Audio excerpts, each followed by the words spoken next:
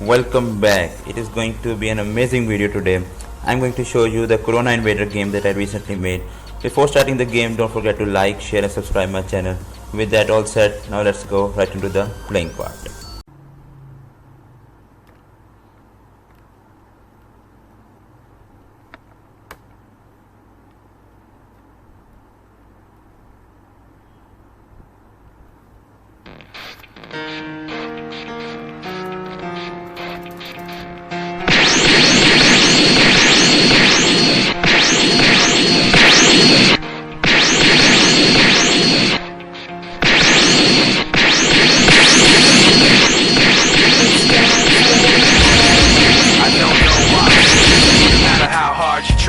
Keep that in mind. Design is fine to explain in due time.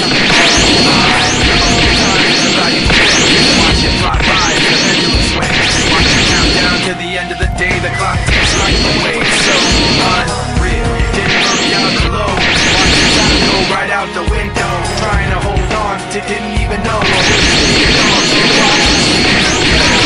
Everything inside is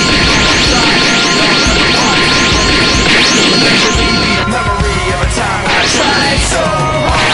It doesn't even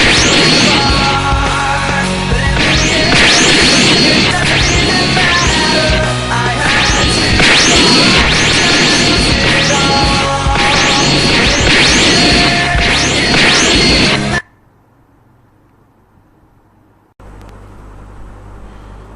Now I'm going to explain its code to you. I've used this Pygame module to build my game. What is Pygame is that it is just a module that allows you to make pretty interesting games in Python. It has many interesting features. For example, it allows you to add images, it allows you to add animations in your game, and other things like such as you can add sound effects, background sound and the collision sound, etc. So you can make very interesting games if you know how to use this Pygame module professionally.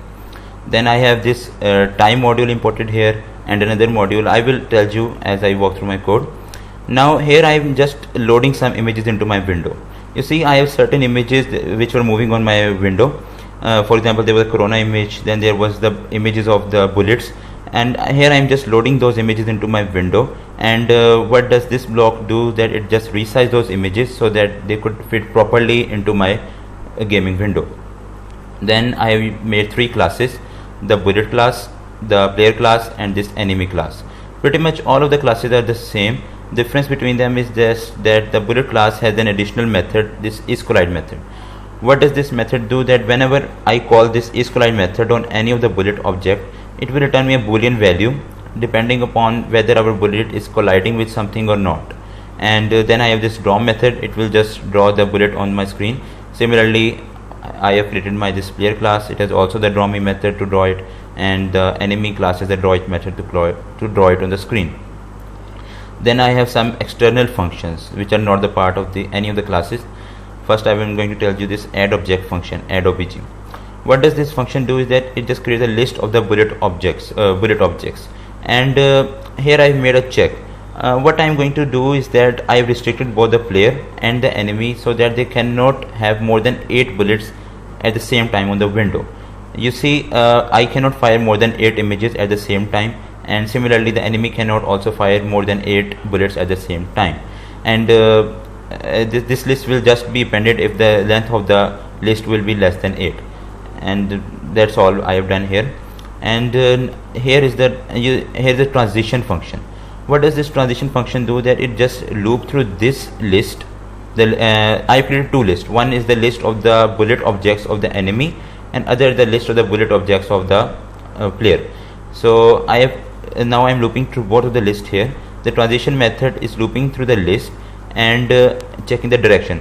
So I have made this function in a way so that I could use it for the bullets of both the player and the enemy. This direction specifies that in which direction the bullet has to move. If the direction is to be -1, we have to move our bullet upward, and it is in the case of the player's bullet. And if the direction is 1, the bullet is going to move downward, and it is in the case of the enemy's bullet. Then I have this check collision function. What does this do? That it just check the collision and loops through the same list, calls isCollide method. If it is true, our player score incremented by 1. If our bullet hit, if enemy's bullet hit the player, enemy score incremented by 1. Then I have zipped both the list, and then I'm looping through this zipped object and checking if whether the two bullets collide each other. And whenever the two bullets collide each other, I just swap both of the bullets from both the list, enemy's list of the bullet objects and the player's list of the bullet objects. Then I just call calculate time function. It just calculates the time of our game. I have then initialize our window, set the